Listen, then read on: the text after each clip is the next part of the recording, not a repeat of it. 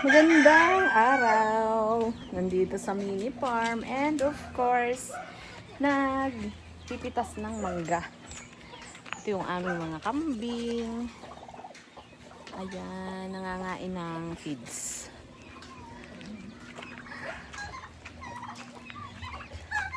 Papakita ko sa inyo ang magha-harvest ng mangga na may ano pat, mangalay ang ano.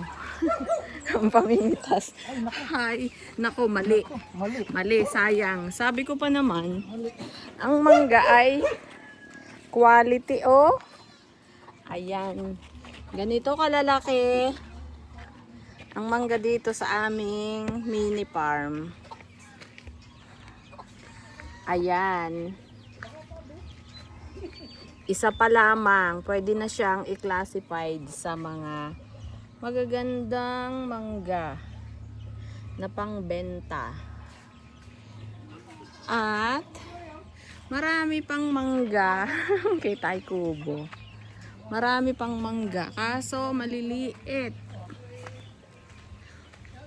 Usod-usod laang ang kanilang paggulang.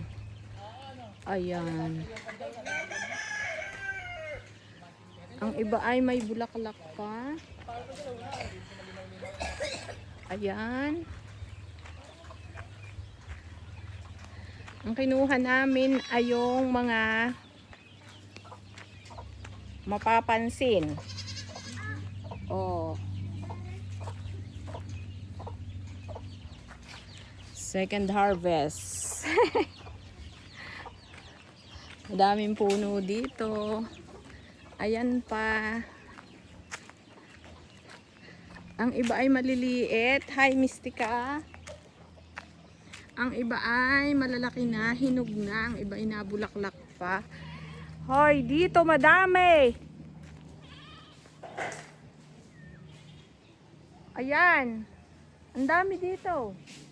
Kita nyo ga? Ayan. Magulang na. Hinapo na ang panguha. Natulog. Ayun, oh. Alin po? Pwede na gayon? Hindi pa gayang pwede. Yung nasa ibabaw na yan? Oo, hindi pa pwede. Ako ang tinatanong, kala mo ako'y magmamanggan tunay.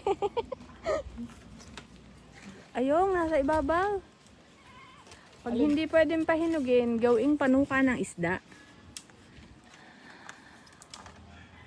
Oh, ayan. Oh, rombo. Yan. Oh, diga. Wag. Oh, ayun pa dala, hinog na babe. Hinog sa puno, yun, yung dalawa. Ay, kasarap ng may mangga. Thank you for watching. Salamat sa subscribe.